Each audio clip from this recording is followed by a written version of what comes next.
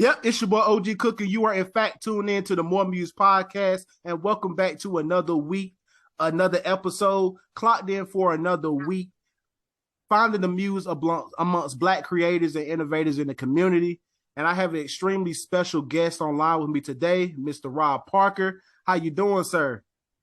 James, I'm doing great, man. Thanks for having me. Absolutely. Thank you for joining me. Now, you are a sports journalist, a comedian, uh, founder and editor of MLB Bro, and co-host of The Odd Couple. Now, before we get into MLB Bro, I would those who aren't familiar, I would like for you to just let everybody know how you got into sports journalism. Well, growing up in New York and Jamaica, Queens, I love baseball. It's my number one. I wanted to play first base for the Mets. That was my dream as a kid. And as you get older, you realize you're not that good. You're not going to make it to the major leagues. So I was like, well, what could I do and still be around sports? And I had a second grade teacher. Her name was Miss Noble, who told me that I should be a writer when I grow up. Can you imagine being 7 years old and your teacher identifying you? She told me I was a very good writer. So I Absolutely. took that, my love of sports, and then I watched this old TV show that used to come on all the time as a kid called The Odd Couple. And in The Odd Couple TV show, one of the characters was a sports writer named Oscar Madison. And I used to watch that show and I said, this guy has the greatest job in the world. He goes to ball games, he eats free food, he travels all over the country. He has his picture in the paper on his column. I said, that's what I want to do. And that's Absolutely. really how I got interested in it. Nobody in my family, was in the media, ever had a radio show, TV, wrote for a newspaper, anything like that. So I'm the first one in my family to take, on the media. Absolutely. I love that story because I have a very similar story. The same way I got into it, and now I'm just trying to get my way up into it as we speak. Now, moving into MLBBro.com, you began that in 2021. Talk to me about the idea and where it came from and how you got everything started. Well, again, I love baseball, and I thought what would be great if, like I always looked at ESPN or Fox Deportes, right, Mm-hmm. where they cover the Spanish-speaking players and whatnot, and I thought, okay, what if we had something similar for baseball players? Not the NBA, not the NFL, because there's plenty of them. They get covered regularly, but there's a lot of people out there who don't know who all the black baseball players are and what they're doing on a daily basis. So I came up with this idea of MLBBro.com and that we would cover black and brown baseball players, major leaguers. And when we talk about brown, we're talking about people who are mixed with black. So anybody who's mixed with black would be a player that we would cover. And it celebrates, we talk about 75% of it are about the new players, 25% are about the past. We have things called a bro you need to know. That would be like an old time player or somebody who retired recently who we need to highlight. We have a thing called Black in the Day where we look at highlights and history moments for black baseball players and things that have happened in the game. And then a lot of videos. And we got traction. Baseball loved what we were doing because it was genuine, it was grassroots. I have a staff of about 41 people, and they're all black and brown. It's a beautiful thing. So many young people who love baseball want to cover it. So that's my thing. It's twofold. It's about highlighting black baseball players, but I also feel like compelled to develop the next generation of black baseball writers and people who cover the game. So that's my ultimate goal too. Is that when I step down, retire, move on in life, I will leave behind all these other people who love the game and want to continue to cover it. Absolutely. I love that story. I love it. What was the initial feedback from baseball fans, especially black and browns? It was good because it was so unique. Nobody was doing it, and it's been incredible. This year, Major League Baseball gave us 5 credentials to the All-Star game. It was in Los Angeles, so we represented, and the black and brown players have acknowledged us, retweeted our stuff. We gave out MLB Bro T-shirts. at the All-Star game, and the players all wanted one and, took it with them. And after the first year, Marcus Semien was named the MLB Bro of the year. He set the record for home runs for a second baseman last year. So I gave him a plaque at Citi Field in New York. He was very appreciative. It was a great moment for us. We're on the field, we're presenting a player a plaque, and he really appreciated that we picked him of all the players who played and honored him. So that's the kind of stuff we want to continue to do. Absolutely, absolutely. I love that.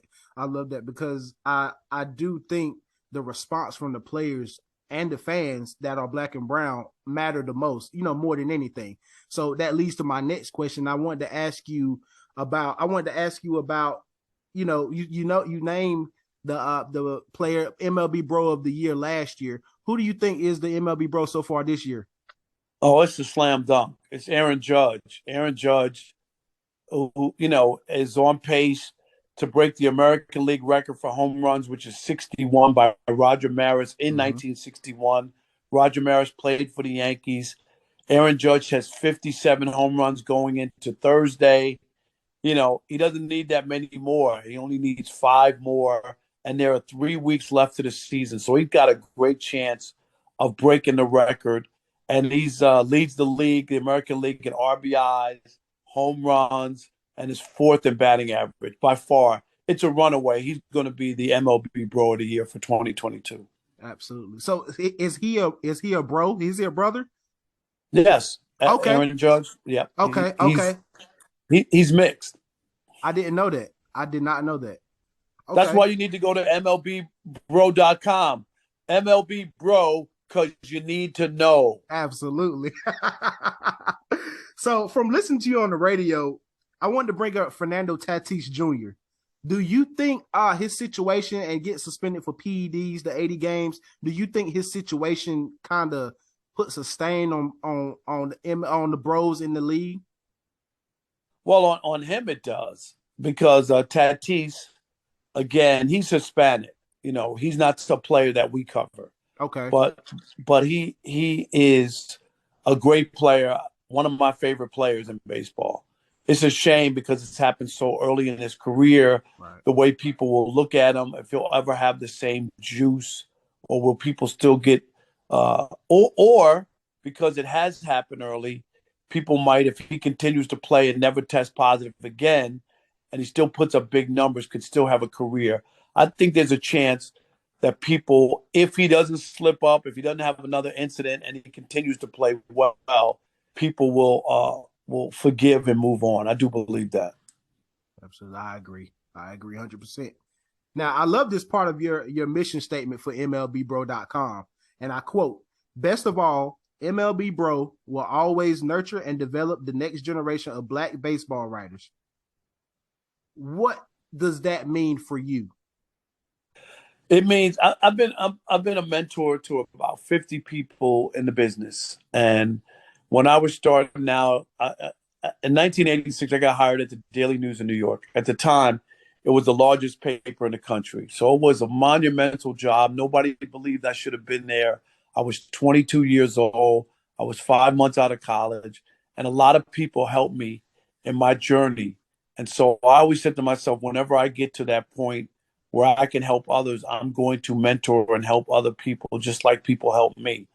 So I believe that. And then being a baseball writer since I've had my baseball writer's card since 1990. So that's 32 years of my 36-year career. So I've covered the sport a long time. And I just feel like there are people out there who need some help. And if they ask me for help, and I will do as much as I can to help them. And there's just so many people out there who ask me for help or to get started, and I'm so proud of them, and their own careers. I don't take any credit for their success, but I met Stephen A. when he first started out in 1992 in Detroit. He was looking to be a sports writer. He was a sports writer at a small paper in North Carolina. Mm-hmm. and I would read his clips, send them back to him.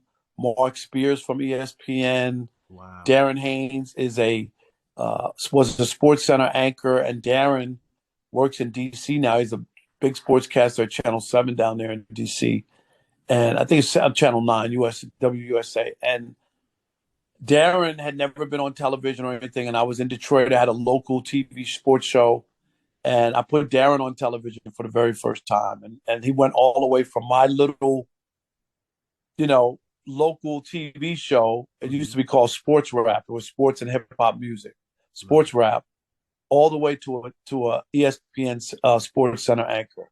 So those moments make me proud. Wow, I love that because everybody you named is literally someone I've looked up to in this space, including you and Mr. Chris Broussard. I mean, I haven't been covering sports as long as you guys, of course. I've been doing this 3 years almost now, but you know that quote in your mission statement meant a lot to me, simple because I've heard these stories, in podcasts or radio about you helping people out, mentoring them, helping them, see a brighter light and get better in their craft. And I can't do anything but appreciate that because I do have some people like that in my corner here in North Carolina. So I commend you for that, and I love that in your statement.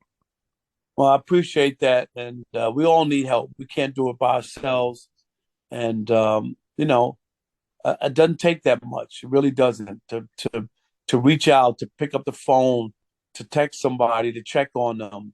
Hey, send me your last story. Send me your last podcast. Let me just take a look, and then I could give you some tips. I've been doing this a long time. I don't know everything, but I can help you along. But you got to reach out to me. You got to want to help.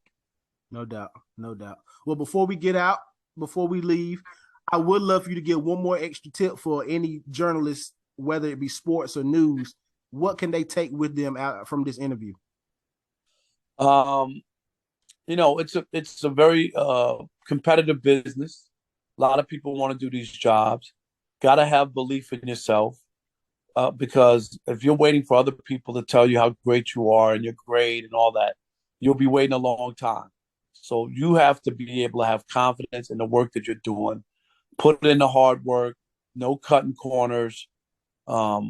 People can say a lot of things about me over my 36 years in this business, but the one thing that they can't say is that I'm not a hard worker, because that's what I marvel myself on, of putting in the work, so that when the time comes, if I'm going to give you a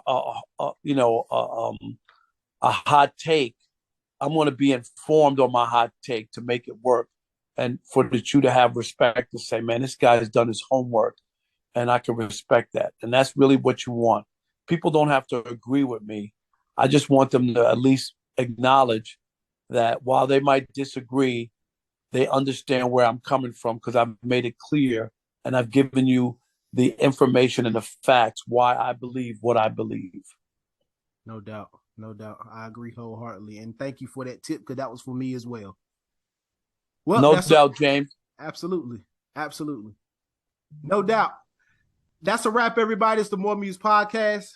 We're gone. Peace.